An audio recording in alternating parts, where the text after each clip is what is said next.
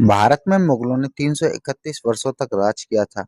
उनकी शुरुआत हुई थी बाबर से। बाबर ने ये युद्ध कैसे जीता, इसके बारे में हम आपको इस वीडियो में बताएंगे।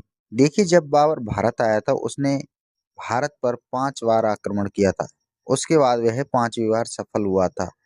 इसके बाद उसने इब्राहिम लोदी को हराया। इब्राहिम लोदी के बाद जो उस समय की सबसे बड़ी ताकत थी, राणा सांगा, उस राणा सांगा से बाबर टकराया।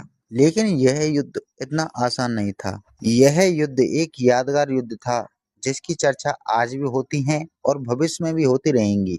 दुनिया आज भी टेक्नोलॉजी का इस्तेमाल करती है, लेकिन उस युद्ध में पहली बार टेक्नोलॉजी का इस्तेमाल किया गया था। उस समय हमारे भारत में आम लड़ाइयाँ होती थी, यानी कि तलवारें, भाले और जो भी होता है अस्त्र-शस्त्र, उनसे लड़ाइयाँ होती थी। लेकिन वो पहला युद्ध था जिसमें एक टेक्नोलॉजी का इस्तेमाल किया गया था, और वो टेक्नोलॉजी क्या थी हम इस वीडियो में आपको बताएंगे। जब बाबर और राणा सांगा की सेना आपस में टकराई, तो यह टकराव इतना भयंकर था कि राणा सांगा ने बाबर की सेना को पीछे धकेल दिया था, और इससे पहले भी वह बयाना में बाबर की सेना को हरा चुके थे, जिससे उनका मनोबल टूट गया था। लेकिन उसके बाद भी उन्होंने राणा सांगा की तकरीबन 2 लाख की सेना को हरा दिया था। उसका कारण सिर्फ एक था, टेक्नोलॉजी। उस समय भारत में बाबर ने पहली बार अपनी टेक्नोलॉजी का इस्तेमाल किया था, वो थी तोपें। भारत में कोई उस समय जानता नहीं था कि तोपें क्या होती हैं।